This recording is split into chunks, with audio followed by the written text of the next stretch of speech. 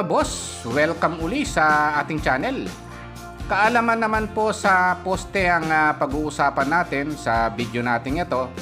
Ito pong column knowledge, no? Napaka-importante po na malaman natin yung mga kaalaman sa poste na yan. Mapa rectangular, square o circular, yung mga poste. Kaya lang mga boss, bago tayo magumpisa, huwag nyo po sanang kalimutang pindutin muna yung like. Isama nyo na rin po yung subscribe tsaka notification bell. Okay, umpisahan na po natin yung topic natin. Ang una nating pag-uusapan mga boss, no, dito sa topic natin sa kaalaman sa poste or column knowledge mga boss. Etong una nating pag-uusapan mga boss ay tungkol sa bakal ito, no? Rectangular column minimum number of rebar is 4 pieces. Yung pong longitudinal bar yan mga boss, no? Ito yon, 4 na piraso sa rectangular mga boss, no? Pero pagdating sa circular, no, yung bilog na poste or spiral, no, minimum number of rebar is 6 pieces. Ito yun mga boss, no? Ayan, yung longitudinal bar yan mga boss, no? O yung main bar, no? Column rebar minimum diameter is 12 mm diameter for longitudinal bar, no? Parehas po yung longitudinal bar na yan, 12 mm diameter, minimum po yan kahit na rectangular or spiral o circular man yan. Okay, punta po tayo sa susunod na topic naman. Ang susunod na pag-uusapan natin mga boss, no, dito sa kaalaman sa poste o yung column knowledge, ito pong tungkol sa bakal pa rin mga boss, no?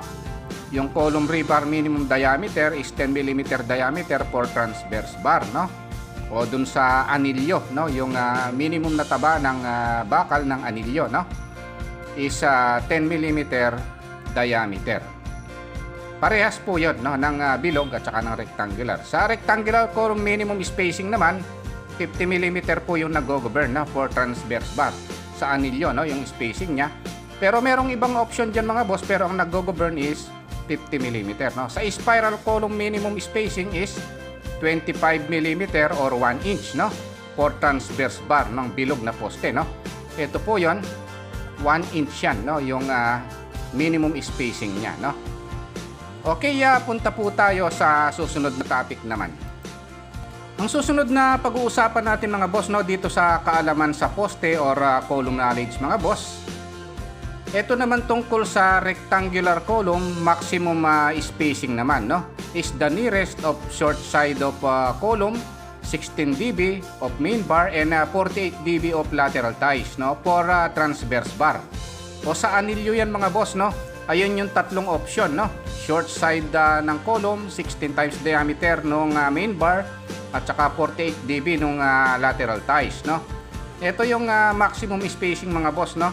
Yun yung tatlong option dito natin i-apply, no?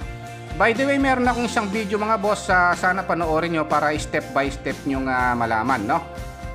Spiral column maximum spacing naman is 75 mm for transverse bar, no? Dito sa bilog na poste mga boss, ang maximum spacing naman is 3 inches, no? Or 75 mm. Okay, punta po tayo sa susunod na topic naman. Ang susunod na pag-uusapan natin mga boss, no, dito sa kaalaman sa poste or column knowledge, etong spacing naman ng main bar o longitudinal bar mga boss, no. Column minimum spacing of main bar or longitudinal bar is 40 mm, no. Clear spacing yan mga boss, no. Hindi siya center to center, no.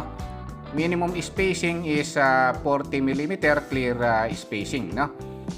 Dito natin i-apply yan mga boss, no, dito sa main bar or longitudinal bar, no. Yung minimum spacing, no.